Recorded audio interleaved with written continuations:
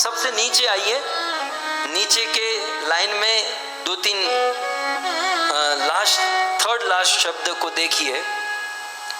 कहते हैं देवीम गुणे, ललिता जी में, ललिता सखी में देवी गुण है। और ऐसे देवी गुण वाली सुललित ललिताम नमामि, ललिता सखी को मैं नमस्कार करता हूं, मैं प्रणाम करता हूं। क्यों? वह देवी गुण कौन सा है? तो कहते हैं याम काम अपि ब्रज कुले। कोई काम अपि माने कोई भी व्यक्ति, कोई भी व्यक्ति, ऐसा नहीं बहुत साधना किया है और साधना करके बिल्कुल सीरियस हो गया है, कभी हंसता भी नहीं है, बिल्कुल रूखा सूखा रहता है, खाता पीता नहीं है, बिल्कुल एकदम सीरियस। जरूरी नहीं है, कोई भी व्यक्ति घूमता फिरता भटकता हुआ जैसे तैसे ब्रज वृंदावन चला जाए। याम काम अपि, कोई भी व्यक्ति ब्रज कुले वृंदावन चला जाए और वृंदावन में जाकर वृषभानु जाया, उसके मन में केवल इतनी इच्छा हो जाए कि मुझे राधा रानी मिल जाए तो मैं धन्य हो जाऊंगा, बस इच्छा मात्र। ब्रज में जाकर राधा को प्राप्त करने की यदि मन में इच्छा हो और यदि प्रेक्ष्य स्वपक्ष, यदि ललिता जी की दृष्टि हम पर पड़ गई तो ललिता सखी तुरंत हमारा हाथ पकड़कर सीधे हमें राधा रानी के पास पहुंचाने में समर्थ है।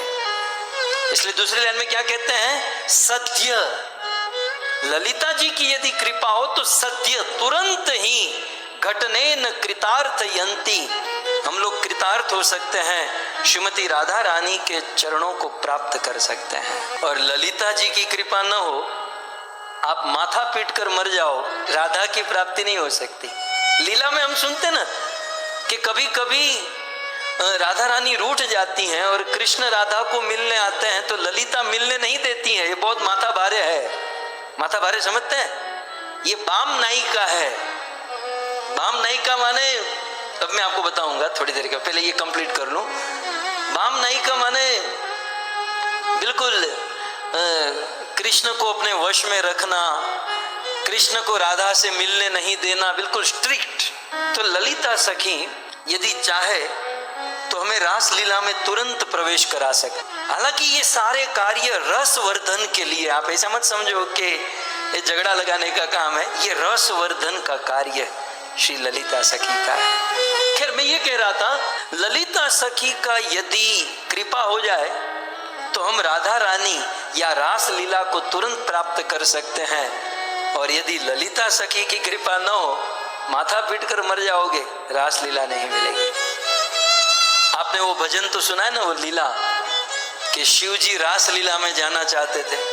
एक बार श्री भोले भंडारी बनकर ब्रिज किनारी गोकुल में आ गए, गोकुल में आ गए। पार्वती ने मना किया पर ना माने त्रिपुरारी, गोकुल में आ गए, गोकुल में आ गए। पार्वती ने स्त्री के वस्त्र पहनाए और बिल्कुल गोपी बनाकर शिव जी को लेकर आई। बाकी लोग तो पहचान नहीं पाए, लेकिन ललिता ने पकड़ लिया। कौन? तुम हमारी सखी नहीं हो। शिव जी ने कहा कि भाई आप तो मुझे पहचान ली, ईमानदारी से कहूं तो मैं शिव हूं। ललिता सखी ने कहा कि ये गोपी का ड्रेस पहनकर कोई रासलीला में नहीं आ सकता, यहाँ गोपी भाव चाहिए। 250-300 की गोपी ड्रेस पहनकर मैं गोपी हूँ, खाक गोपी है, पूतना के बाद तुम्हारा नंबर आता है हमें यदि पूछो तो।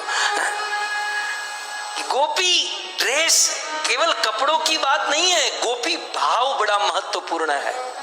राधा से भी उच्च स्थान गोपियों का है, इसलिए कृष्ण जहाँ रहते ना उसका नाम गौलोक है, राधा लोक नहीं है। गौ माने गोपियों का लोक है। बहुत उच्च बातें हैं, कभी सुनेंगे। मैं ये कहना चाहता हूँ, आंखें फाड़ कर शिव जी के सामने देखती है, यहाँ क्या आ गए, यहाँ आप नहीं आ सकते। शिव जी ने कहा लेकिन मुझे, बोले मैंने तो गोपी का सब पहन लिया है। बोले केवल कपड़ों से कुछ नहीं होगा, गोपी भाव लाना होगा। तब शिव जी ने ललिता सखी को कहा कि अब आप ही बता दीजिए गोपी भाव कैसे मिलेगा। तो ललिता सखी रहस्य की बात कहती है कि यहाँ जो मान सरोवर है ना, पांडेर वन में आप जाओगे, यहाँ जो मान सरोवर है उस मान सरोवर में स्नान करके आओ, आपको गोपी भाव प्राप्त होगा। शिव जी मान सरोवर में स्नान किए, गोपी भाव को प्राप्त किए और फिर ललिता सखी ने उस पर स्टैंप मारा, शिव जी रासलीला में प्रवेश। कुछ भक्त लोग कहेंगे कि भाई रासलीला में तो राधा की कृपा से, हम बार बार सुनते हैं वृंदावन में राधा की कृपा होगी तो ही वृंदावन जा सकते हैं, रास में जा सकते हैं। ये ललिता कहां से आ गई? दोनों की महिमा है, हमें क्या समझना है? राधा रानी की कृपा और ललिता जी की परमिशन दोनों चाहिए। राधा रानी जो है ना वो ब्रज में या रास में जाने की टिकट देती है, लेकिन केवल टिकट से नहीं होगा, वीजा भी लगाना होगा। राधा रानी टिकट देती है, ललिता जी वीजा का स्टैंप मारती हैं, और जहां ललिता का स्टैंप है रासलीला में प्रवेश। बाकी कितनी भी टिकट लेकर रहो लेकिन वीजा का स्टैंप ही थप्पा ना लगे तो आपको एंट्री नहीं मिलेगी। सो इस प्रकार से हमें समझना है राधा कृपा और ललिता की परमिशन। तो ऐसी ललिता जी की कृपा से हम श्रीमती राधा रानी और रास लीला को प्राप्त कर सकते हैं।